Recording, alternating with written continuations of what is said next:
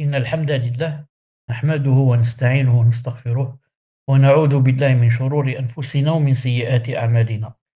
من يهده الله فلا مضل له ومن يضلله فلا هادي له، وأشهد أن لا إله إلا الله وحده لا شريك له، وأشهد أن محمدا صلى الله عليه وسلم عبده ورسوله. يا أيها الذين آمنوا اتقوا الله حق تقاته ولا تموتن إلا وأنتم مسلمون. يا أيها الناس اتقوا ربكم الذي خلقكم من نفس واحدة وخلق منها زوجها وبث منهما رجالا كثيرا ونساء، واتقوا الله الذي تساءلون به والأرحام إن الله كان عليكم رقيبا. يا أيها الذين آمنوا اتقوا الله وقولوا قولا سديدا يصلح لكم أعمالكم ويغفر لكم ذنوبكم، ومن يطع الله ورسوله فقد فاز فوزا عظيما. ألا أصدق الكلام كلام الله، وخير الهدي هدي محمد عليه الصلاة والسلام، وشر الأمور محدثاتها، وكل محدثة بدعة، وكل بدعة ضلالة، وكل ضلالة في النار. أما بعد، حياكم الله جميعا. تفضل الأخ سمير. بسم الله والحمد لله والصلاة والسلام على نبينا محمد وعلى آله وأصحابه أجمعين. Donc marhaban bikoum, bienvenue à vous pour cette nouvelle session dans la salle Zoom J'apprends l'islam. Nouvelle session sur le livre Usul al-Da'wati Salafiyya, les fondements de la prédication salafiyya du noble savant Abdus Salam ibn Barjas, alayhi rahmatullah, qu'Allah lui fasse miséricorde. Expliqué, commenté par notre cher ici présent, Abu Abdillah Mohammed Chalabi, hafidhahullah ta'ala, qu'Allah le Très-Haut le préserve. Nous avions vu lors des précédents cours 4 fondements. Le premier fondement était l'importance et l'attention particulière de rechercher la science légiférée et de s'instruire dans la religion. Le second fondement était la promptitude à l'application de l'islam, appliquer ce que l'on a appris de l'islam. Le troisième fondement était l'appel à Allah, c'est-à-dire ad-da'wa, l'appel à Allah avec clairvoyance, avec basira, avec science. Le quatrième fondement, et c'était celui du dernier cours, bi'idhnillah, le titre était l'attention portée à la croyance des pieux prédécesseurs dans la science, la pratique et l'enseignement. Et en ce dimanche 20 Dhul Qa'dah 1446 de l'Hégire, soit le 18 mai 2025, nous allons débuter et étudier le cinquième fondement qui a pour titre l'attention portée à la sunna prophétique, le souci de la mettre en pratique et l'appel à cela. طيب، جزاك الله خير. Ce qui mérite le plus l'attention du musulman, c'est d'œuvrer à suivre les traces de son prophète alayhi salatu wassalam, et s'efforcer autant que possible de les incarner dans sa vie. Car le but que poursuit le musulman n'est autre que d'atteindre la guidée qui le conduira à la demeure du bonheur éternel. Allah Ta'ala a dit Wa in tuti'uhu tahtadun. Et si vous lui obéissez, vous serez guidés. An-Nur, verset 54. Et il a dit, subhanah, Wattabi'uhu la'allakum tahtadun. Suivez-le donc, afin que vous soyez guidés. Al-A'raf, verset 158. Et il a dit Ta'ala, لقد كان لكم في رسول الله أسوة حسنة لمن كان يرجو الله واليوم الآخر وذكر الله كثيرا. En effet, vous avez dans le messager d'Allah un excellent exemple à suivre pour quiconque espère en Allah et au jour dernier et invoque Allah abondamment. Al-Ahzab, verset 21. Il a dit ici, ce qui mérite le plus l'attention du musulman, c'est d'œuvrer à suivre les traces du prophète sallallahu alayhi wa sallam et s'efforcer autant que possible de les incarner dans sa vie. Car le but que poursuit le musulman n'est autre que d'atteindre la guidée qui va le conduire, Inch'Allah Ta'ala, au bonheur éternel. Naam. Sur cette terre, on n'est pas. Notre but, c'est pas de jouer, ni de manger, ni de. Tout ça, bien sûr, ça vient, mais c'est pas pour cela qu'on a été créé. On a été créé pour adorer Allah, subhanahu azza wa jal, afin que, bien sûr, quand on va l'adorer, mais il sera ravi de nous. Quand on meurt, il nous fera rentrer, Inch'Allah Ta'ala, au paradis, bi'idna subhanahu wa jal, et il nous fera voir, Inch'Allah Ta'ala, son visage. Hein. المهم, Allah Ta'ala dit dans un autre verset pour savoir que la vraie vie, c'est l'au-delà, c'est pas ici. La vraie vie, c'est l'au-delà, c'est pas ici. Il a dit dans un verset وَإِنَّ الدَّارَ الْآخِرَةَ لَهِيَ الْحَيَوَانُ لَوْ كَانُوا يَعْلَمُونَ. C'est-à-dire que l'au-delà, نعم, c'est la véritable vie s'ils savaient, لو كانوا يعلمون. L'au-delà, c'est la véritable vie. S'ils savaient, يعني c'était quoi la vraie vie, c'est quoi يعني l'au-delà, المهم. Et pour cela, pour arriver, comme on dit, يعني dans l'au-delà à la vraie vie, si dans cette vie, puisqu'on doit adorer Allah subhanahu wa ta'ala, le moyen, il n'y a qu'un seul moyen, c'est lequel? De suivre le prophète alayhi salam au maximum. Plus on le suit, plus yani, les chances grandissent par rapport à avoir, Inch'Allah ta'ala, le ravissement d'Allah subhanahu wa ta'ala. Et plus yani, le suivi du prophète alayhi salam est faible, plus yani, on est yani, dans le danger. Non, Allah ta'ala dit, et si vous lui obéissez, vous serez guidés. Grâce. Il t'a montré Allah subhanahu wa ta'ala. Tu veux être guidé. Non. Alors il faut l'obéissance au prophète alayhi salam. Et si vous lui obéissez, vous serez guidé. Non. Il a dit dans un autre verset, suivez-le donc afin que vous soyez guidés. Si vous voulez être guidé, alors suivez-le donc. Alors qu'en est-il jeudi, si j'ai parlé de ceux qui ont un suivi faible du prophète sallallahu alayhi wa sallam, qu'Allah subhanahu wa ta'ala nous guide et yani, agrandissent notre suivi. Alors qu'en est-il à ceux qui ne le suivent pas du tout, en ce sens qu'ils disent on ne suit pas la sunna, on suit seulement le Coran. Et yani, ils sont appelés, on les appelle des coranistes. Ceux-là, ce sont des kuffars qu'Allah Ta'ala nous préserve. Allah Ta'ala nous préserve. On ne dit pas pour chaque personne coraniste, toi tu es kafir, mais dans la globalité, on dit que le hukm, leur jugement, c'est kuffar. Allah Ta'ala nous préserve. Maintenant, il y a peut-être, sûrement, certains qui seront excusés pour leur jahl, pour leur qui ne savaient pas ceci, cela.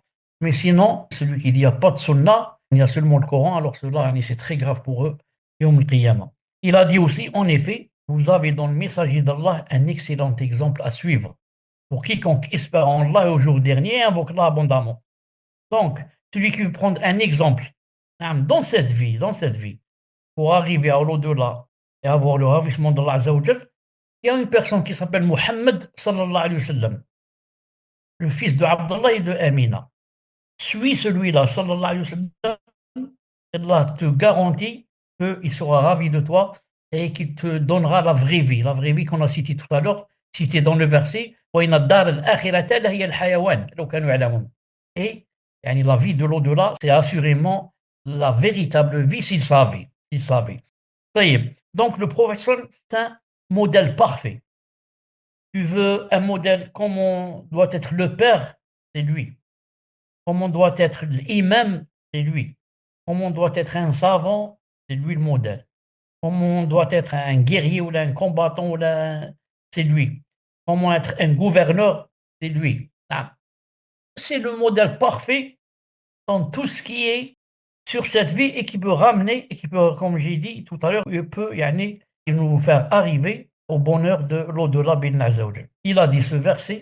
Ce verset constitue un fondement majeur quant à l'obligation de prendre le prophète alayhi salatu wassalam pour modèle, dans ses paroles, ses actes, ainsi que l'ensemble de ses états, de ses mouvements et de ses repos. Il a dit l'obligation. Regardez, l'obligation de prendre le prophète islam pour modèle. Ce n'est pas yani, quelque chose de mustahab, de recommandé, mais c'est obligé de le suivre, de le prendre pour modèle. Dans quoi? Dans ses paroles, dans ce qu'il dit. Fi af'alihi, dans ce qu'il fait. Ainsi que l'ensemble de ses états, dans tous ses mouvements, même dans ses repos. Naam. Il fait une chose et des fois, yani, il ne fait pas cette chose. Quand il ne fait pas cette chose, c'est aussi sunnah de ne pas la faire. Prendre la radim. Donc c'est le modèle complet.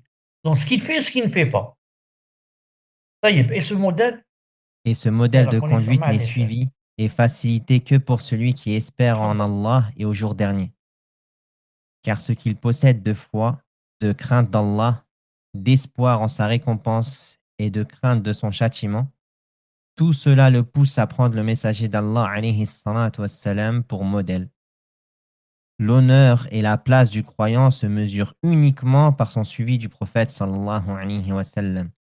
Ainsi, plus il recherche la sunna, plus il est digne des hauts degrés et plus il y est prioritaire. Plus on cherche la sunna et plus on cherche à l'appliquer, plus c'est une preuve que on est attaché yani, à ce din. Et c'est une preuve que Allah Ta'ala nous aime yani, plus que celui qui ne fait pas ça, par exemple. Et on va le voir yani, un peu plus bas. On va le voir un peu plus bas. Il a dit ici, ainsi, plus il recherche la sunna, plus il est digne des hauts degrés et plus il y est prioritaire. Prioritaire. Non. Quelqu'un qui s'accroche à la sunna, yani, disons à 80%, ce n'est pas comme quelqu'un qui s'y accroche à 60%. Et c'est pas comme quelqu'un qui s'y accroche à 10%. C'est comme ça. Donc, les gens, yani nous, ou bien disons les croyants, yani, ne sont pas tous au même degré par rapport à la sunna. Ah. Mais cela dépend de la foi de la personne et ça dépend de l'amour de cette personne par rapport au prophète sallallahu alayhi wa sallam. Et ça dépend aussi de tawfiq d'Allah azza wa jalla. Si Allah subhanahu wa ta'ala l'a aidé, lui a ouvert cette grande porte du suivi du prophète sallallahu alayhi wa sallam. Et comme ça, naam. C'est pourquoi les pieux prédécesseurs parmi les tabi'in, qu'Allah leur fasse miséricorde, prenaient comme critère pour savoir si l'on pouvait prendre la science d'un homme son attachement à la sunna. Comme l'a dit Ibrahim an-Nakha'i, lorsqu'ils se rendaient chez un homme pour prendre la science de lui, ils observaient sa prière, son attachement à la sunna et son apparence. Puis, ils prenaient de lui la science.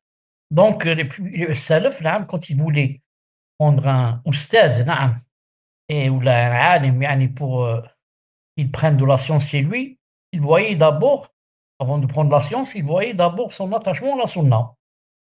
Et tout le monde connaît le athar de Ibn Sirin, rahimahullah ta'ala. Il disait, Inna had al-ilm din, انظروا عن من تأخذون دينكم. Il a dit, cette science, c'est de la religion. Alors regardez de qui vous allez prendre votre religion. Naam. Alors qu'est-ce qu'ils voyaient les salafs avant de prendre le ilm de la personne? Ils voyaient naam, sa prière, son attachement à la sunna et son apparence. Non. Lui-là, comment qu'il prie? Non. S'il prie comme le coq, non, qui tac, tac, tac, tac, non. Il n'a pas trop choix. Il pécore.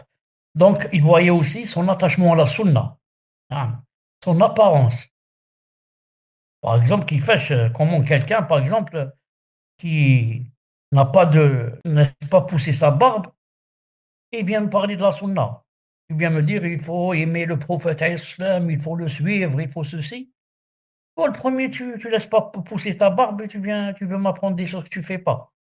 Mon cœur, yani, fuit. Fuit une personne pareille, n'accepte pas de lui. Sauf bien sûr si quelqu'un d'excusé qui est imberbe, par exemple, maladie ou le cas d'un âme. Et une personne yani, normale, naam, il veut m'apprendre la sunna et lui ne pratique pas la sunna, les pieux prédécesseurs ne prenaient pas de lui la science. Ensuite, qu'a dit un savant? Un savant a dit, en effet, parmi les signes de l'amour pour Allah, Azza wa Jal, figure le suivi du bien-aimé d'Allah, alayhi salatu wassalam, dans son comportement, ses actes, ses ordres et ses sunan.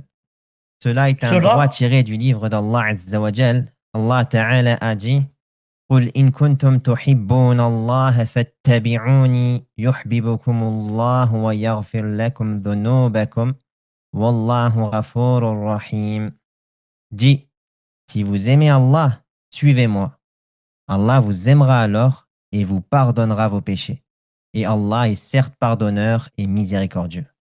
si vous aimez Allah, suivez-moi. Ça veut dire, si vous ne me suivez pas, c'est pas la peine de dire j'aime Allah. Ah. Car il a dit, si vous aimez, condition, alors suivez-moi. S'il n'y a pas de suivi, la condition est nulle. Donc vous n'aimez pas Allah subhanahu wa ta'ala. Et si vous allez me suivre, résultat, Allah vous aimera. Donc ça veut dire si vous n'allez pas me suivre, Allah ne vous aimera pas et il vous pardonnera vos péchés. Donc toujours si on suit le prophète sallallahu alayhi wa sallam. Naam. C'est pour ça que le Hassan al-Basri, écoutez ce qu'il a dit, tfaddal. Al-Hassan al-Basri, qu'Allah lui fasse miséricorde, a dit dans son exégèse de ce verset: Allah a fait du suivi de la sunnah de son messager alayhi salatu wassalam un signe de leur amour pour lui. Il veut dire par là que, yani, ce que racontent certains salafs, que yani, Allah Ta'ala a fait du suivi de la sunna de son messager un repère, un critère par rapport à, pour savoir si on l'aime ou pas. Car il a dit, certains gens, on n'arrêtait pas de dire on aime le prophète aslam, on aime le prophète aslam, on l'aime, on l'aime. Bon, ça tout le monde peut le dire. J'aime le prophète, j'aime Allah, j'aime ceci. Maintenant, c'est quoi la preuve? C'est ça l'essentiel, c'est quoi la preuve? Alors Allah Ta'ala a mis un critère pour voir si la personne aime le prophète islam ou si la personne est une menteuse, non, prétentieuse. El-Mouhem, qu'est-ce qu'il a fait comme critère? Il a fait le suivi du prophète sallallahu alayhi wa sallam. Allah Ta'ala dit, si vous aimez Allah, alors suivez-moi. Hein, suivez le prophète sallallahu alayhi wa sallam. Alors Allah vous aimera. Tu aimes Allah, alors voilà quelque chose avec laquelle on va te tester. On va faire un petit examen. C'est quoi? Est-ce que tu suis le prophète sallallahu alayhi wa sallam? Alors si tu le suis vraiment, c'est que tu aimes Allah et bien sûr aussi, lui aussi t'aimera et te pardonnera les péchés bid'na azza wa jal. Si c'est le contraire, alors la conclusion, c'est aussi le contraire. Tfaddal. Les textes du Coran, Les textes du Coran et de la Sunna, ainsi que les paroles des compagnons et des tabi'in, c'est-à-dire les successeurs des compagnons, se sont certes succédés de façon abondante afin d'exhorter à l'application de la Sunna et en incitant à s'y attacher fermement. donc le Coran et la Sunna, et les compagnons et leurs enfants, les tabi'un, na'am, ils sont tous d'accord qu'il faut exhorter à l'application de la Sunna et inciter les gens à s'y attacher fermement. On a dit pourquoi. Na'am. Et parmi les hadiths les plus connus en ce sens, c'est quoi? Parmi les hadiths les plus connus, il y a celui d'Al-Irbad ibn Sariya, qu'Allah l'agrée, dans lequel il dit: le messager d'Allah sallallahu alayhi wa sallam nous fit une exhortation qui fit couler les larmes et trembler les cœurs. Nous dîmes alors: ô messager d'Allah, c'est certes un sermon d'adieu. Donne-nous donc une recommandation. Il répondit alayhi salatu wassalam: je vous ai laissé sur une voie claire de nuit comme de jour. Ne s'en écarte que celui qui est voué à la perdition.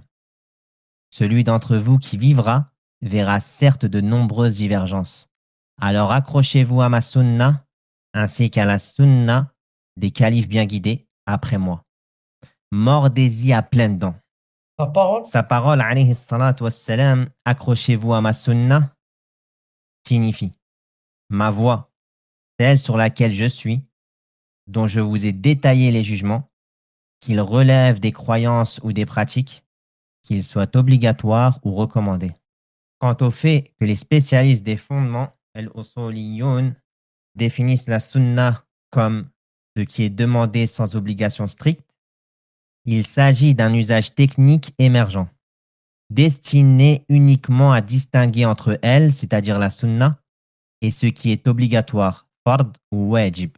Il a dit ici, parmi les hadiths, il y a le hadith très connu où le prophète Hassan fit une exhortation qui a fait couler les armes des Sahaba et trembler les cœurs. Alors ils dirent au messager d'Allah, ils ont senti, ils ont dit c'est certes un serment d'adieu, en pressant dans le cœur que peut-être tu vas, disons, partir, c'est-à-dire mourir.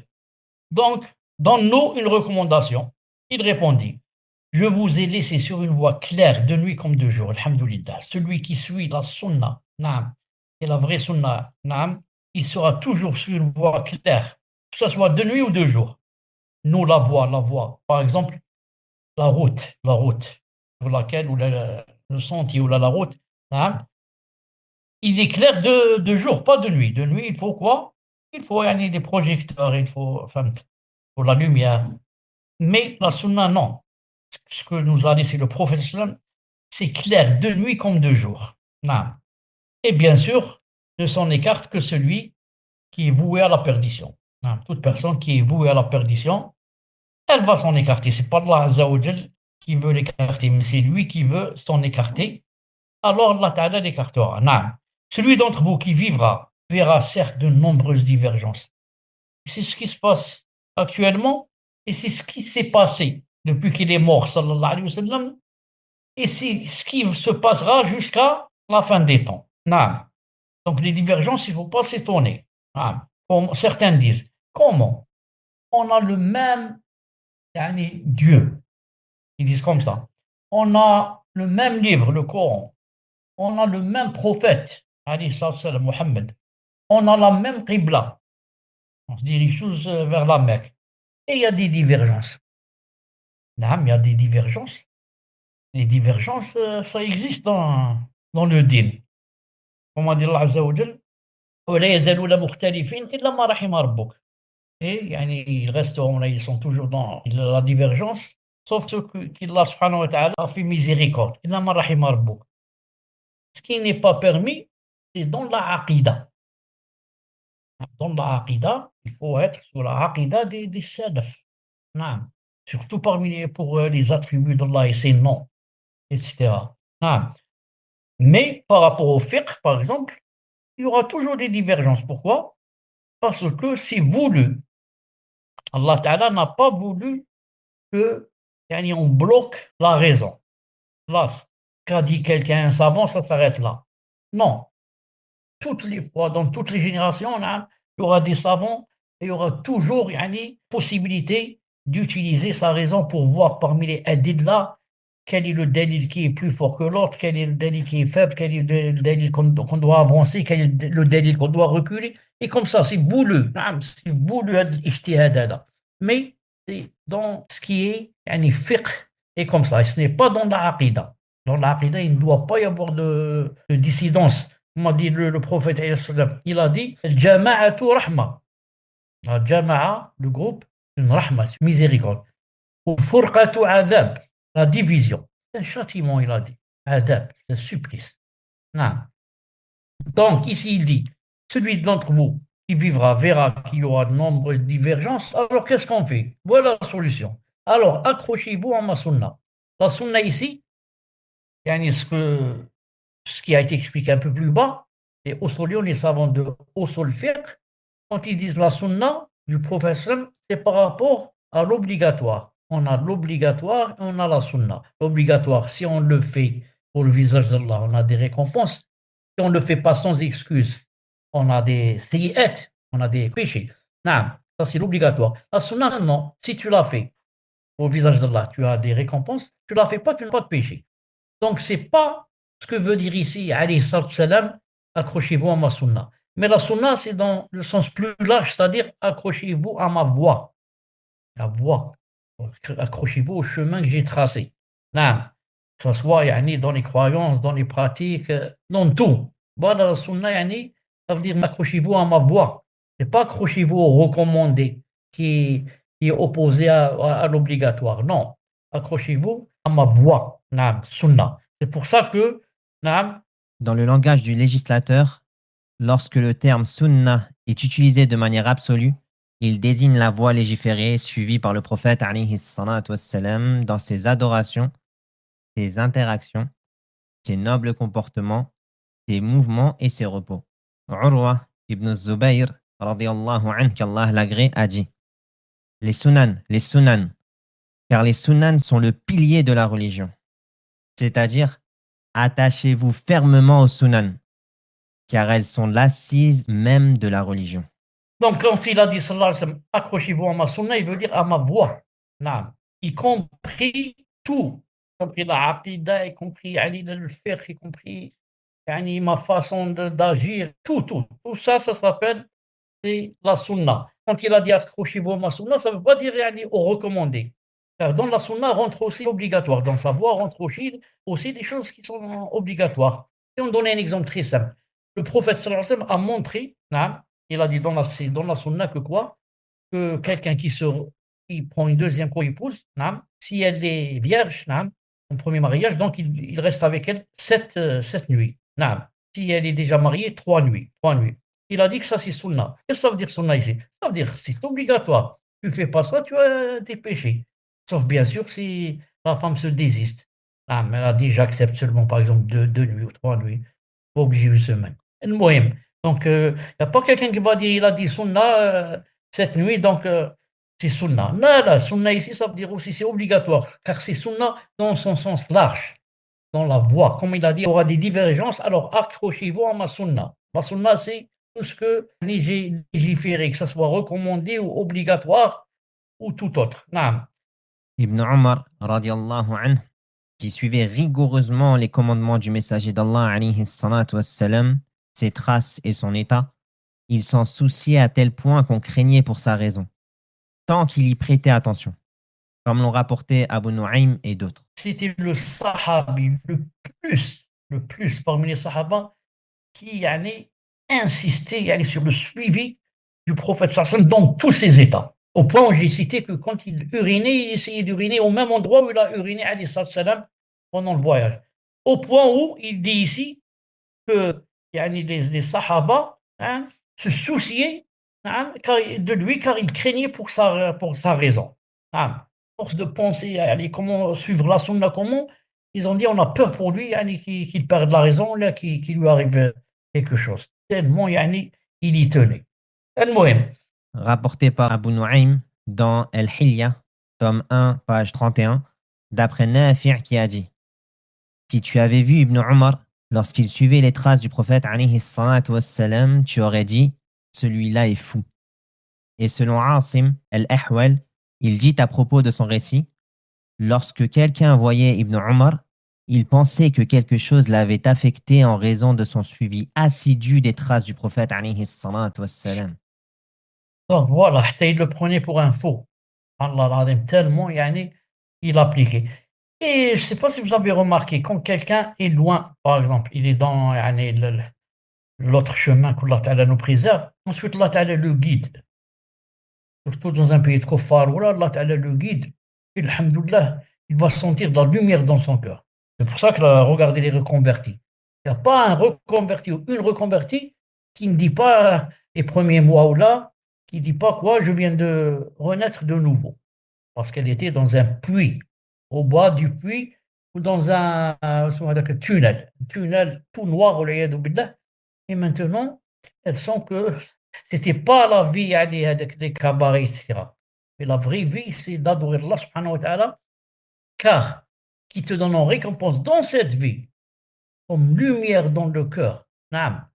Si c'était seulement ça, ça aurait suffi, s'il n'y avait pas de paradis. Seulement la lumière qu'il te donne, et que tu te sentes que tu es un être humain, car auparavant tu étais un animal. Un animal, tu ne savais pas. Un animal qui faisait n'importe quoi. المهم déjà, c'était une grande chose. Qu'en est-il? Il va te donner encore la vie éternelle, sempiternelle, qui ne va pas s'arrêter. Subhanallah al-Azim. Donc il y a qu'un fou qui délaisse ça yani, au profit de bas monde qui ne dure que, en fin de compte, qui ne dure que quelques heures. Naam. المهم. Donc, au point que certains le prenaient pour fou. Je disais, quand quelqu'un qui était, par exemple, de l'autre côté, et maintenant, Allah Azza wa Jalla l'a guidé, commence à pratiquer, etc., vous remarquez que même yani, sa famille, ça les étonne. Ils disent, subhanallah, c'est pas comme ça. Yani, un peu, petit à petit, c'est pas comme ça. Ils disent, yani, tout est haram, tout est ceci, tout est cela, les juges, les juges. Et pourquoi? C'est pas de ma faute, c'est ce que je ressens dans le cœur qui me pousse à faire cela. C'est la saveur de la foi qui me pousse à faire cela. Mais yani, ils vont pas te comprendre. Des fois, la personne ne va pas faire de nafila juste pour ne pas avoir de problème avec les parents ou là. Ne pas faire des choses yani, pour ne pas rentrer dans les mashakil. Bon, ne pas faire des choses qui ne sont pas obligatoires, bien sûr. L'obligatoire, il faut le faire, il n'y a pas de problème, même si les parents, yani, c'est parce qu'ils le disent. Ils disent. Mais voilà pour Abdullah ibn Omar, donc yani, certains le prenaient pour fou, ou la pensée de lui qu'il était devenu malade, tellement il voulait appliquer. Ah. هذه قلت يعني certains le vivent dans leur famille. زيد تفضل. Az-Zuhri, qu'Allah lui fasse miséricorde, disait: ceux qui nous ont précédés parmi nos savants disaient: le fait de se cramponner à la sunnah est un gage de salut. Le fait que tu vois quelqu'un se cramponner à la sunna, نعم. C'est, Inch'Allah Ta'ala, une garantie que cette personne a réussi, Inch'Allah Ta'ala, et que dans l'au-delà, elle sera, Inch'Allah Ta'ala, yani Ta'ala sera ravi d'elle si elle meurt sur ce comportement, hein, accroché à la sunna bi'idna subhanahu wa ta'ala. Hein, c'est comme un critère pour savoir quel est le sort de cette personne, même si on ne peut pas connaître ça, les détails, et être sûr, mais voilà, on a, yani, alhamdoulilah, un critère sur lequel se baser, que la personne était attachée à la sunna, donc on espère du bien pour elle, bi'idna azza wa jal.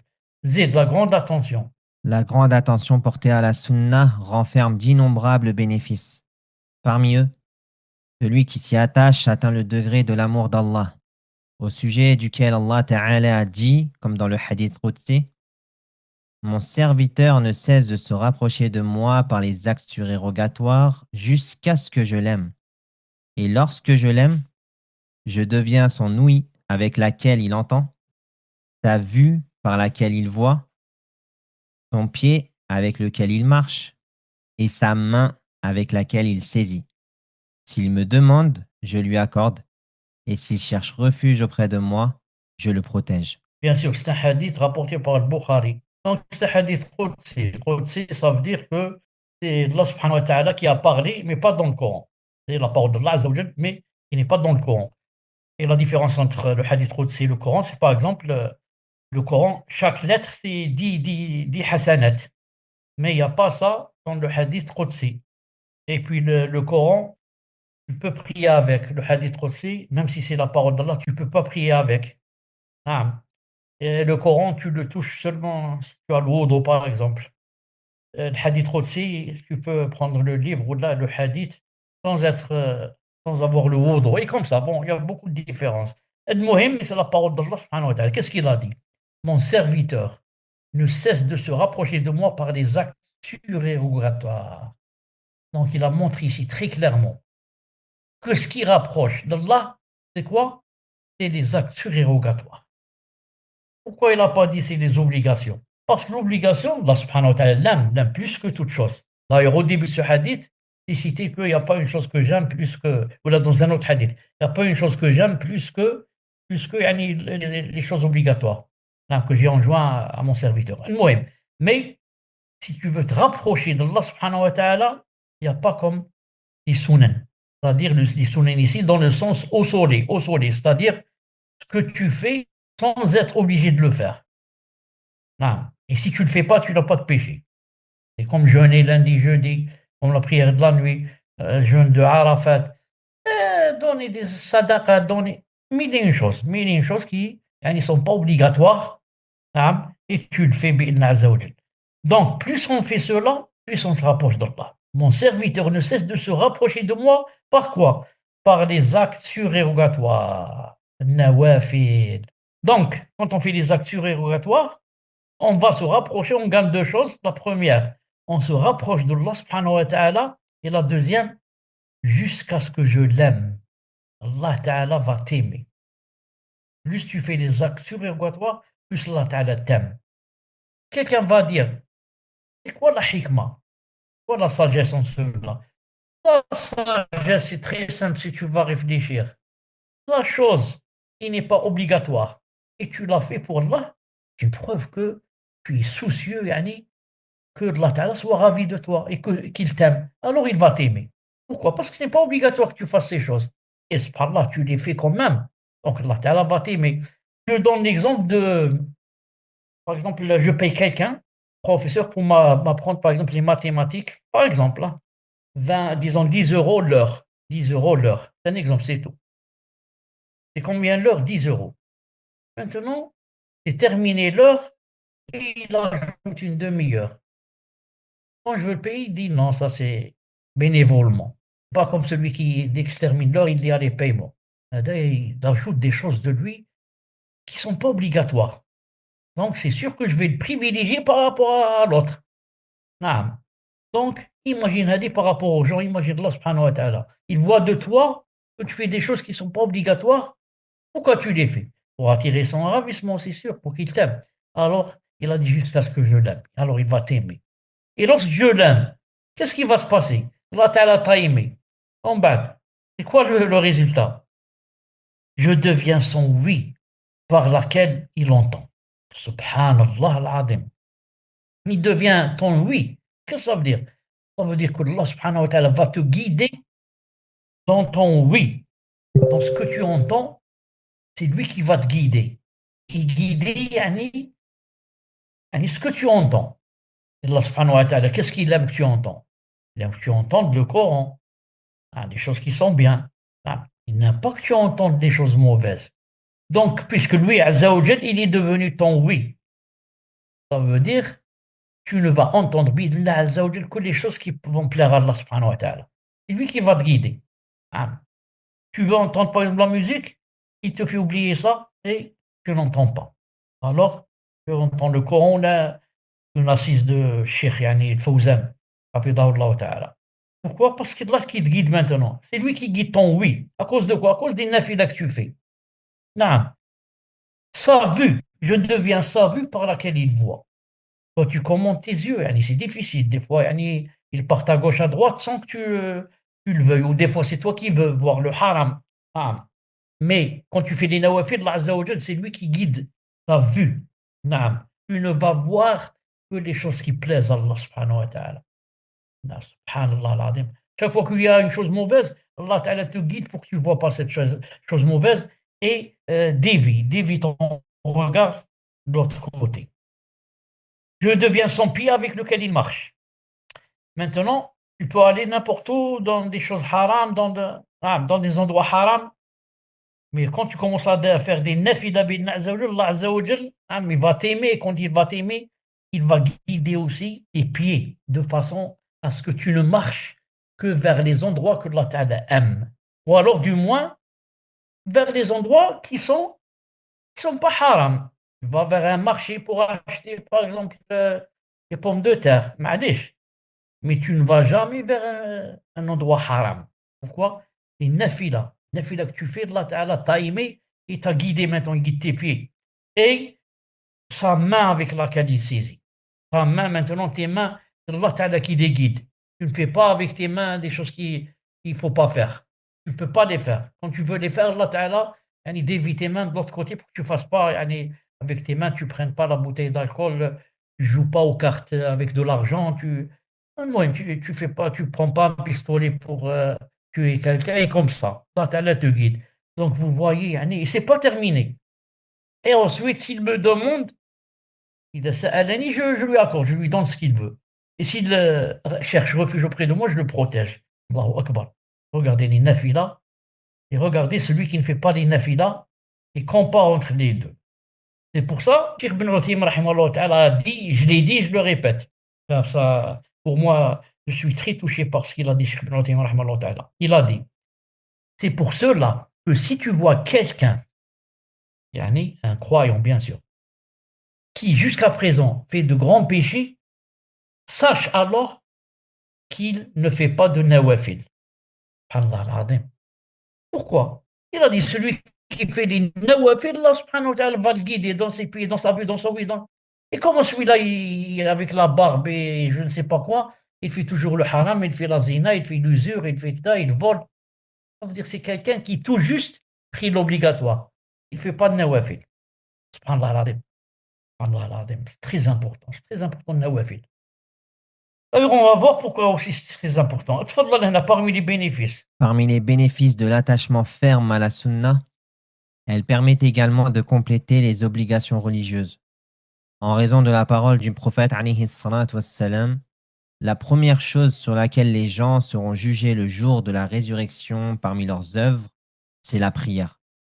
Allah dira à ses anges, regardez la prière de mon serviteur, l'a-t-il accomplie de manière parfaite ou incomplète? Si elle était complète, elle sera inscrite comme telle. Et s'il en manque quoi que ce soit, Allah dira, regardez si mon serviteur a des actes surérogatoires.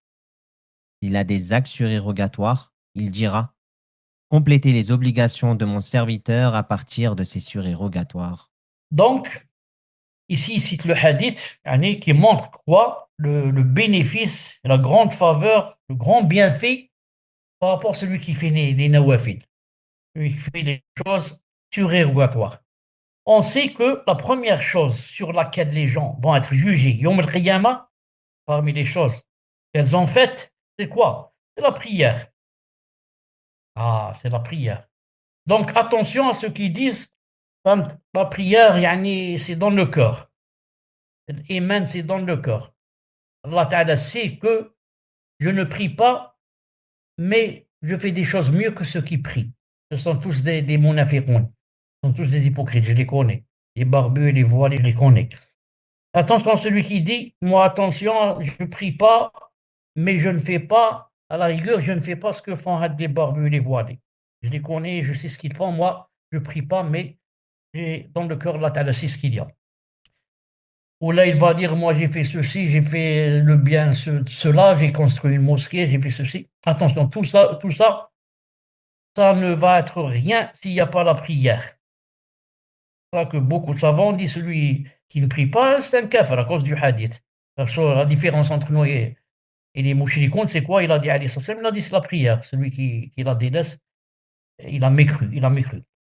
Donc attention à la prière, et quand je dis attention à la prière en ces moments.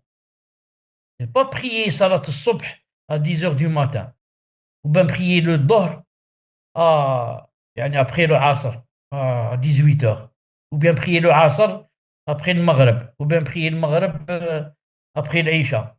Ou bien, ou alors là c'est très grave, joindre les 5 prières la nuit. Il y a celui qui sort du matin, il ne revient pas, il dit j'ai pas prié. Alors quand il revient le soir, il commence. Subh, Dohr, Asr, Maghrib, Isha. Celui-là, miskin, il est en train de perdre son temps, il se fatigue. Miskin, hein, il se fatigue. Il ne sait pas qu'on doit prier dans tous ces états. Dans le bus, en marchant, en gda, je ne délaisse pas la prière. À la rigueur, je groupe entre Dohr et l'Asr, Maghrib et Isha. Mais laisser les 5 prières jusqu'à la nuit, ça n'existe pas dans la charia. Ça n'existe pas. Aucun des salafs n'a fait cela. El-Mohim, la première chose à laquelle on va être jugé, par laquelle on va juger, c'est quoi? C'est la prière. Alors Allah Ta'ala va dire à ses anges, regardez la prière de mon serviteur. L'a-t-il accomplie de manière parfaite ou incomplète? Allah Ta'ala sait, hein, sait si elle est complète ou incomplète. Mais c'est pour établir la preuve sur le serviteur. Il dit, si elle était complète, elle sera inscrite comme telle. Alhamdoulilah. Elle est complète, bien, on va passer à la zakat. On va passer au siyam, à la zakat, au hajj, et comme ça, aux choses obligatoires. Mais voilà le témoin du cours. Mais s'il manque quoi que ce soit, et bien sûr, nous tous, notre salat manquera. Peut-être sauf celle du prophète alayhi salam. Toutes nos salats sont manquantes, que tu le veuilles ou pas. Il n'y a pas quelqu'un qui prie du début de l'Akbar jusqu'à salam alaikum sans qu'il erre, le verbe errer, sans qu'il erre avec sa raison. Il est dans les forêts, il est au bord de la plage, il est dans l'avion, il est avec les merguez, il est avec les côtelettes, il n'y a pas quelqu'un qui n'erre pas. Alors à chaque fois que tu erres avec ta raison, ça s'arrête de marquer. Parce que tu n'es pas dans la salade, tu es dans la forêt en camping. Tu n'es pas maintenant dans la prière. Alors ça sera mon compte. Mais il y a une solution, il n'y a pas, il y a, alhamdoulilah, une solution. Regardez si mon serviteur a des actes surérogatoires. S'il a des surérogatoires, il dira compléter les obligations de mon serviteur à partir du surérogatoire. Alhamdoulilah, j'ai des nafilas et ma salat est mon compte. Donc, les anges vont chercher les nafilas que j'ai faites dans cette dunya et vont compléter mes prières obligatoires qui étaient quoi? Mon compte. Et maintenant, si je n'ai pas de nafila, comment je vais faire? Si je n'ai pas de nafila, hein, je serai sous la volonté d'Allah subhanahu wa ta'ala. S'il veut, il va me faire entrer en enfer. Hein. S'il veut, il me pardonne. Donc, je suis, comme on dit, je suis en grand danger. Je suis en grand danger. Mais si tu as des nafila, alhamdulillah, tu es sauvé. Ensuite, la même chose dans les autres choses. Maintenant, on va passer au siyam du Ramadan. Regardez s'il est complet.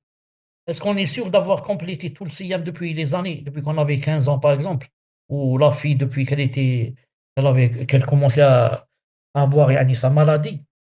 C'est sûr qu'il y a beaucoup de délaissement. Beaucoup de délaissement. Beaucoup, beaucoup. Alors Allah Ta'ala va dire, regardez s'il a des nawafil. Si tu as le jeûne de lundi, jeudi, ou bien les 3 jours les jours blancs, ou bien sur Ashura, si tu as même si tu as des nafilas, tu n'es pas obligé Ashura ou là. Quelqu'un veut jeûner lundi, mardi, mercredi, jeudi, par exemple. Il veut. Il a des nafilas. Pas obligé que ce soit seulement lundi et jeudi ou là. Alors, s'il a des nafilas dans le siyam, on va quoi? On va compléter son siyam. Et s'il n'a pas, c'est Allah Ta'ala de choisir. Ou bien il lui pardonne, ou bien il l'envoie, yani, je ne sais pas combien de temps en enfer pour yani, se purifier, il revient. المهم, regardez donc leur importance بإذن عز وجل. Et parmi les bénéfices, Zid, Et parmi les bénéfices, celui qui s'attache fermement à la sunna à la fin des temps recevra une immense récompense. En raison du hadith de Utbah ibn Razwan, dans lequel le prophète alayhi salatu wassalam, a dit: il y aura certes après vous des jours de patience. Celui qui s'accrochera fermement en ce temps à ce sur quoi vous êtes aura la récompense de 50 d'entre vous. Ils dirent: ô messager d'Allah, plutôt d'entre eux? Il répondit alayhi salatu wassalam: plutôt d'entre vous. rapporté par, Rapporté par Abu Daoud, numéro 4341, et authentifié par Sheikh Al-Albani rahimahullah ta'ala dans Sahih wa Da'if Sunan Abi Daoud. donc c'est un hadith authentique. Authentique. Il y aura certes après vous, il parle aux Sahaba, des jours de patience. Celui qui s'accrocha fermement en ce temps, par exemple qu'on vit, à ce sur quoi vous êtes, la sunna, aura la récompense de 50 d'entre vous, 50 des Sahaba. Les Sahaba se sont étonnés, posèrent la question au messager d'Allah. Peut-être tu veux dire d'entre eux, pas d'entre nous. Il répondit plutôt d'entre vous. C'est comme ce que fait 50 Sahaba. Ce que tu fais toi pendant les moments difficiles. Naam. Qu'a cité le prophète, les jours de patience, naam, il a dit, celui qui fait ça sincèrement aura la récompense de 50 parmi les Sahaba. Même si les Sahaba, jamais on peut égaler ce qu'ils ont fait, jamais de la vie. Comme dans le hadith authentique. C'est-à-dire, si quelqu'un de vous donne un montant de Uhud en or, ça ne va pas remplacer ce que donne un Sahabi quand il joignit les deux mains et les remplit, par exemple de blé ou là, il donne, il a dit même pas la moitié. C'est-à-dire, s'il prend avec une seule main et il donne une chose, tu ne peux pas égaler un Sahabi. Mais quand même, il a dit, la récompense de 50 Sahaba, subhanallah al-azim. C'est pour ça que les pieux prédécesseurs, Les pieux prédécesseurs, qu'Allah leur fasse miséricorde, étaient sévères concernant l'abandon de certaines sunan, ou blâmaient ouvertement celui qui les délaissait totalement. Car cela peut relever de la portée générale de la parole du prophète alayhi salatu wassalam: quiconque se détourne de ma sunna ne fait pas partie des miens. attention, à chaque fois que dit le prophète sallallahu alayhi wa sallam ne fait pas partie des miens, en arabe, laysa minna, celui qui fait cette chose n'est pas des miens. Ici, il a dit quiconque se détourne de ma sunna ne fait pas partie des miens. Naam. Comme on dit Cheikh Ben Othman, il y a se détourner, se détourner. Il y a se détourner en détestant la sunna, il y a se détourner hein, parce qu'il est paresseux, ou là il est ceci, il est cela. C'est pas la même chose. Hein. Moi, quand je n'ai pas poussé ma barbe, hein, parce que je suis complexé, je suis. Hein. Certes, j'ai des péchés, certes. Mais maintenant, si je ne laisse pas pousser ma barbe, parce que je déteste la barbe, et je dis les barbus, je les fais ressembler à. Comment il s'appelle le bouc, l'animal qui s'appelle le bouc, ça. Naam, Cheikh. Le, l'atros. Le bouc, il a une sorte de barbe, ça, il a une sorte de barbe. C'est pas le mouton, hein, le bouc. Naam, Cheikh, il a une sorte de barbichette. Ah, le barbichette. Beaucoup, moi je l'ai entendu. Chez vous, je ne sais pas comment ça se passe.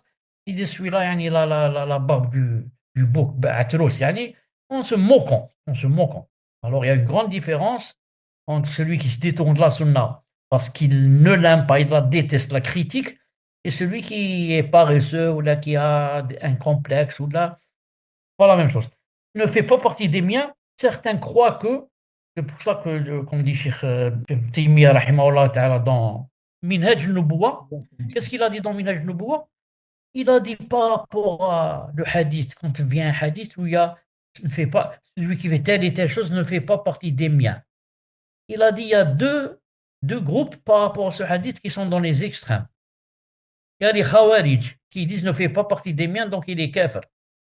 Et il y a les Murji'a qui disent ne fait pas partie des miens. Ça veut dire seulement, il n'a pas fait quelque chose de recommandé. Alors que ce n'est pas vrai.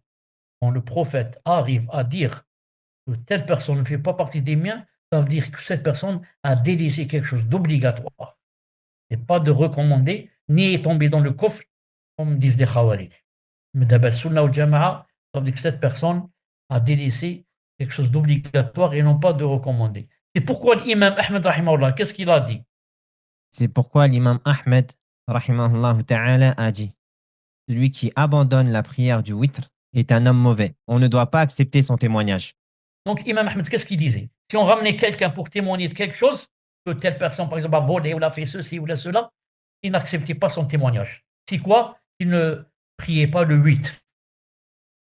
Dans le hadith, c'est quoi? Allah Ta'ala 8 et aime le 8.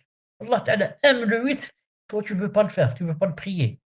Bon, peut-être, tu ne le fais pas certains jours, ou la malade, ou la fatiguée, ou la... Et celui-là, il le délaisse totalement. Il n'y a pas de 8. Il prie l'Isha et il allume la télé. Il n'y a pas de 8, subhanallah al-azim. Alors qu'on est, il y a des rawatib. Les rawatib, 2 du Fajr, 4 avant Dor, 2 après Dor, 2 après Maghrib, 2 après Isha. Ah, il n'y a pas du tout.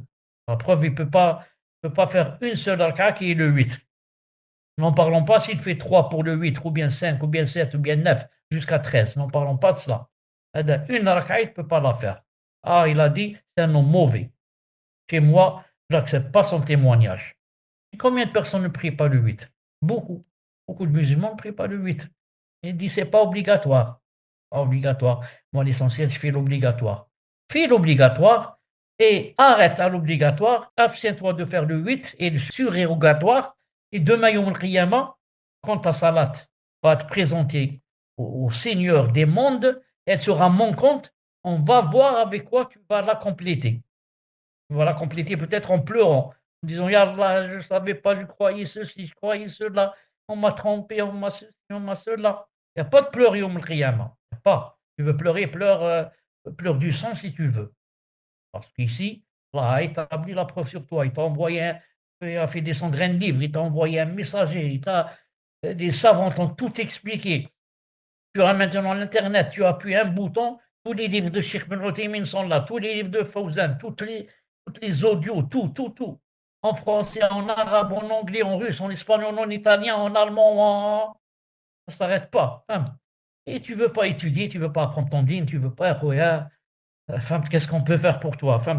La râle, c'est ta faute. المهم, Samir, voilà pour le cours d'aujourd'hui, Inch'Allah Ta'ala. Est-ce qu'il y a des... Cher, il restait un tout petit paragraphe. Ah, je ne l'ai pas vu. Où est-ce qu'il est? Juste en dessous du witr, la parole de l'imam Ah, Ahmed.